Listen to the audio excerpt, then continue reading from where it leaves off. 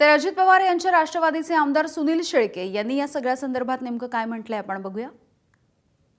जे कोणी आमच्या पक्षात नसलेले मंडळी, पक्षाचा राष्ट्रीय अध्यक्ष कोण असणार आहे हा ठरवण्याचा अधिकार इतर कुणालाही नाही।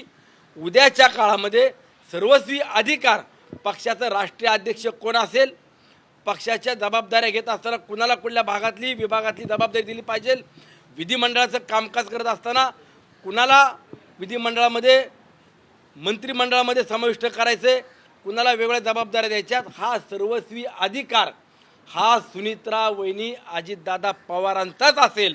त्यामध्ये कुठल्याही व्यक्तीनं कुठलेही स्टेटमेंट केलं तर त्याला कुठल्याही प्रकारे दुजोरा देऊ नका। त्यांना एवढा दावा करायचा उतवळेपणा का आलाय?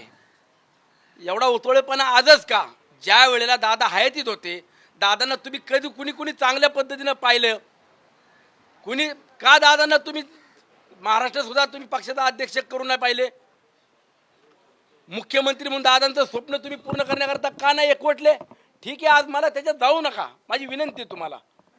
या सगळ्या प्रक्रियेत किंवा या घटनेत आज तुम्ही दुःखामध्ये हे राजकीय विषय कुणी आणू नये।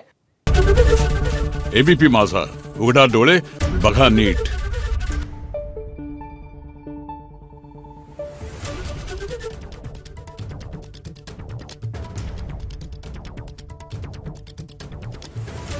Thank you.